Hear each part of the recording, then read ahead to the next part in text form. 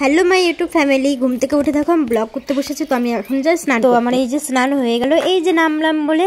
তো এই যে আজকে আমার দেখো, তোমরা দেখতেই পাচ্ছ কি রান্না হবে আজকে। আজকে রান্না করব পায়রা।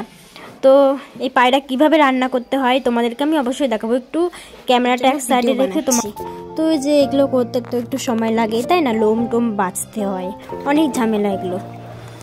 তো লোম টোম বেছে নিয়ে এইদিকে হচ্ছে সব পায়রাগুলো পুড়াচ্ছি বলতে কি, মানে ওপরের চামড়াগুলো একটু মানে সেঁক দিতে হয়। সেঁক দিয়ে একটু কালো কালো হয়ে যায়। তো এ দেখো, দেখতেই পাচ্ছ তোমরা। তো সেঁক দিয়ে কেমন হয়েছে, সব একটু লোম নেই গায়েতে।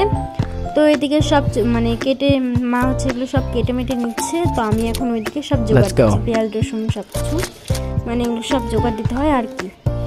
তো জোগাড় দিয়েছি, এদিকে মা হচ্ছে সব হচ্ছে কেটে ধুয়ে দিয়ে দিয়েছে আমাকে।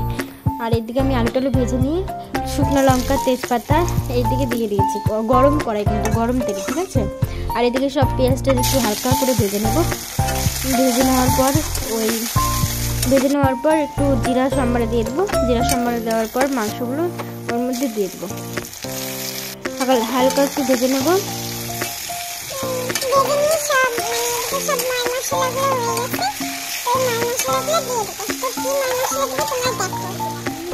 মাংসগুলো আমি হালকা ভেজে নিয়েছি। তো এখন ওই ভাজা আলুগুলো ঢেলে দিলাম।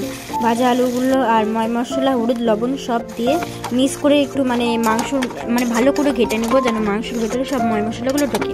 তো হালকা করে একটু জল দিয়ে দিই। জল দিয়ে ওই মানে মাংসটা একটু কষিয়ে নেবো, ঠিক আছে। মাংসটা ভালোভাবে কষাতে হবে, কিন্তু মাংস ভালোভাবে কষালে কিন্তু মাংসটা তাহলে ভালো লাগবে খেতে। তো কষিয়ে নিলাম। হ্যাঁ, আমার মাংস কষানো হয়ে গেছে। এখন দেবো জল।